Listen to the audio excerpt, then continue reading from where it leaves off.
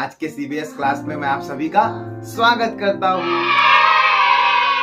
हम एक नई कहानी को सीखने वाले हैं। चमकी, क्या तुम आज की कहानी सुनने के लिए रेडी हो?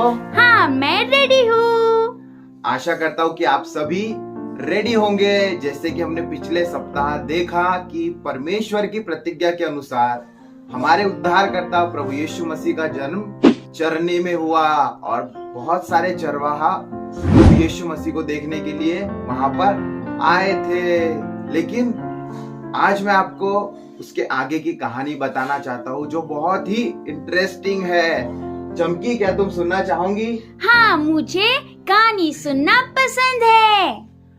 मैं आपको बताता हूँ कि एक रात बुद्धिमान पुरुषों ने, जिनको ज्योतिष भी कहा जाता है, उन्होंने आसमान की ओर देखा और उन्हें आसमान में एक बहुत ही सुंदर चमकता हुआ तारा दिखाई दिया। चमकी, तुम देखती हो ना स्काई में कितने सारे स्टार्स रहते हैं। हाँ, मुझे तो बहुत पसंद है स्टार देखना।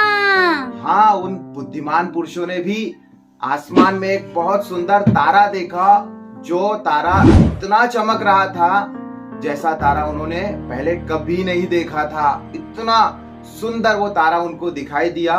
और तब एक बुद्धिमान पुरुष ने बाकी अपने साथियों से कहा कि ये तारा जरूर परमेश्वर की ओर से एक चिन्ह है, ताकि वो हमें ये बताए कि हमारे उद्धारकर्ता का जन्म हो चुका है।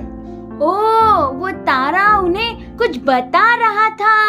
हाँ, वो परमेश्वर की ओर से उनके लिए एक चिन्ह था। इसलिए उन्होंने आपस में कहा कि आओ हम इस अद्भुत तारे का पीछा करते हुए चले और जाकर देखें कि हमारे उद्धारकर्ता का जन्म हो चुका है। और वो चाहते थे कि वो ये प्रकट करे कि वो प्रभु से कितना प्रेम करते हैं। फिर उन्होंने क्या किया? फिर उन्होंने अपने ऊंचे ऊंचे ऊंटों पर बैठकर बैतलहम जाने के लिए, जहाँ पर प्रभु का जन्म हुआ था, अपनी लंबी यात्रा शुरू की। वो अपने ऊंटों पर बैठकर वहां से निकल पड़े। मतलब उन्होंने ऊँटों की सवारी की? हाँ, उनके पास ऊंट थे, इसलिए उस पर बैठकर वो अपने उद्धारकर्ता से मिलने के लिए चल पड़े। और जब वो जा रहे थे तो वो तारा उन्हें मार्ग दिखाता था। वो तारे को देखकर ही आगे आगे बढ़ते थे। फिर क्या हुआ? फिर मैं आपको बताना चाहता हूँ कि उन्होंने तब तक यात्रा की जब तक कि वो यरूशलेम में पहुंच नहीं गए। उन्होंने रातों में भी यात्रा की, लगातार वो यात्रा में बने रहे। फिर तो वो थक गए होंगे ना? हाँ, वो तो थक गए थे, लेकिन वो फिर भी अपने उद्धारकर्ता से मिलने के लिए उत्साहित थे। उन्हें पता था कि वहां पर हमारे उद्धारकर्ता का जन्म हुआ है। फिर वो उस स्थान पर पहुंच गए? हाँ, जब वो स्थान पर पहुंचे तो वहाँ जो राजा था, जिसका नाम हेरोदेस था, उसे जब पता चला कि एक नए राजा का जन्म हुआ है, तब वो घबरा गया, वो चिंतित हो गया। लेकिन वो क्यों चिंतित हो गया? वो इसलिए चिंतित हो गया क्योंकि वो नहीं चाहता था कि कोई नया राजा उसकी जगह पर राज्य करे। वो राजा बने रहना चाहता था, इसीलिए वो घबरा गया। अच्छा, इसीलिए? हाँ, इसीलिए उसने उन बुद्धिमान पुरुषों से पूछा कि उस राजा का जन्म कहाँ पर हुआ है। तुम जाकर बैतलहम में पता करो कि उस राजा का जन्म कहाँ पर हुआ है और आकर मुझे समाचार दो, ताकि मैं भी जाकर उससे मिलूं और उसको दंडवत करूं। उसने उन बुद्धिमान पुरुषों को ये बात बताई और वो बुद्धिमान पुरुष वहां से अपने ऊंट पर निकल पड़े हमारे उद्धारकर्ता को मिलने। हाँ, प्रभु यीशु का जन्म जहाँ पर हुआ था ना, उधर जाने के लिए वो अपने ऊंटों की सवारी पर निकल गए। और जब वो वहां पर पहुंचे तब उन्होंने किसे देखा? किसे देखा? जिस तारे ने उनको मार्ग दिखाया था, वो एक जगह पर जाकर ठहर गया और वहीं पर हमारे उद्धारकर्ता प्रभु यीशु का जन्म हुआ था। और बुद्धिमान पुरुषों ने प्रभु यीशु को वहां पर, बालक यीशु को वहां पर देखा और वो बहुत ही आनंदित हो गए। हाँ, बालक यीशु को देखा। हाँ, उन्हें पता था कि ये बालक हमारा उद्धार करता है, हमारा राजा है, इसलिए उन्होंने उसे क्या दिया तुम जानती हो? नहीं, मुझे नहीं पता। उन्होंने विशेष भेंट वहां पर बालक यीशु को चढ़ाई। उन्होंने सोना और लोबान की भेंट प्रभु को चढ़ाई और अपने घुटने टेक कर उस नए बालक को दंडवत किया।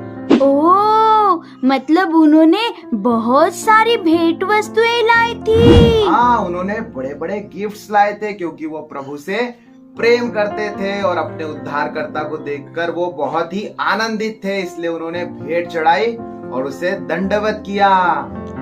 अच्छा। हाँ, और बाद में उन्होंने भेंट चढ़ाने के बाद वो अपने घर पर चले गए। परमेश्वर ने उन्हें ये स्वप्न में निर्देश दिया था, चेतावनी दी थी कि जिस मार्ग से तुम आए हो उस मार्ग से वापस ना जाना। जबकि हेरोदेस ने कहा था कि तुम जाकर उस बालक को देखो और मुझे समाचार दो ताकि मैं भी उसे आकर दंडवत करूं, लेकिन वो बुद्धिमान पुरुष वापस उसी मार्ग से नहीं लौटे। परमेश्वर ने उन्हें दूसरे मार्ग से लौट जाने के लिए कहा था। मतलब उन पुरुषों ने भी परमेश्वर की योजना को पूर्ण किया। हाँ, जैसा परमेश्वर ने उनसे कहा था उन्होंने बिल्कुल वैसा ही किया। क्या आपको ये स्टोरी पसंद आई? हाँ, मुझे तो ये स्टोरी बहुत पसंद आई। स्टोरी से हम ये सीखते हैं कि वो बुद्धिमान पुरुष प्रभु यीशु से प्रेम करते थे और उन्हें ये पता था कि ये बालक कोई साधारण बालक नहीं है, बल्कि एक बहुत ही विशेष बालक है, हमारा उद्धार करता है, हमारा राजा है। इसीलिए उन्होंने स्पेशल गिफ्ट्स बालक यीशु के लिए लाए थे।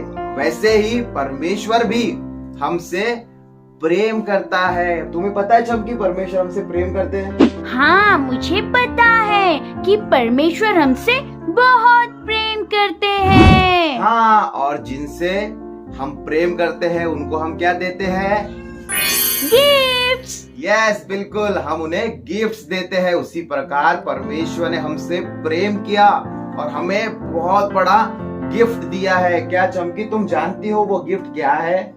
वो गिफ्ट है स्वयं प्रभु यीशु। बिल्कुल सही कहा, वो सबसे बड़ा गिफ्ट प्रभु यीशु मसीह है। परमेश्वर ने हमसे प्रेम रखा, इसलिए हमें अपना इकलौता बेटा उपहार के रूप में हमें दिया है। और प्रभु यीशु परमेश्वर के प्रेम के सबसे बड़े उपहार है जो उन्होंने हमें दिया है और इस सारे संसार को भी दिया है। ये परमेश्वर की ओर से सबसे बड़ा तोहफा हमें मिला है जो हमारे प्रभु यीशु मसीह है। इससे हम क्या सीखते हैं कि जब हम अपने लोगों से प्रेम करते हैं, जब क्रिसमस आता है तब हम अपने रिश्तेदारों को, अपने फ्रेंड्स को गिफ्ट्स देते हैं ना। आप भी गिफ्ट्स देते होंगे क्योंकि आप उनसे प्रेम रखते हैं, जिसे परमेश्वर ने प्रेम रखा और गिफ्ट्स दिया। जब आप दूसरों को गिफ्ट्स देते हैं ना, तब परमेश्वर को आनंद होता है, परमेश्वर को बहुत खुशी होती है। इसलिए आइए आज हम परमेश्वर का धन्यवाद करें कि उन्होंने हमें इस संसार का सबसे बड़ा तोहफा प्रभु यीशु मसीह दिया है, जो हमारे उद्धारकर्ता और राजा है। इसलिए हमें परमेश्वर का धन्यवाद करना चाहिए। क्या आप मेरे साथ परमेश्वर का धन्यवाद करेंगे? हाँ। चमकी तो रेडी है। आइए हम सभी लोग अपने हाथों को जोड़े और अपनी आंखों को बंद करें, हम प्रार्थना करें।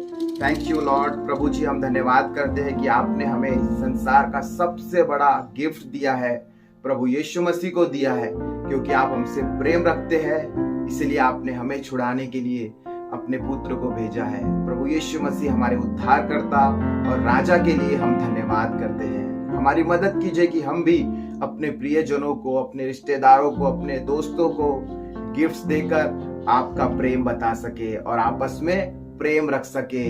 आप हमारी सहायता कीजिए। इस प्रार्थना को हम प्रभु यीशु के नाम में मांगते हैं, आमीन। आमीन। तो बच्चों, आज की कहानी आपको पसंद आई ऐसा मुझे विश्वास है और अगले हफ्ते हम फिर से एक नई स्टोरी को सीखेंगे। तब तक के लिए गॉड ब्लेस यू। परमेश्वर आपको आशीष दे। बाय।